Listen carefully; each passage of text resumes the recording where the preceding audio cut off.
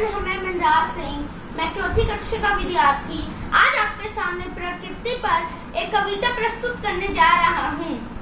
चिड़ियों से है उड़ना सीखा, तितली से इठलाना, भंवरों की गुंजन से सीखा राग मधुरतम गाना। तेज लिया सूरज से हमने चांद से शीतल छाया, टिम करते तारों की हम समझ गए सब माया। सागर ने सिखलाई हमको गहरी सोच की धारा, गगन चुंबी पर्वत से सीखा वो ऊंचा लक्ष्य हमारा।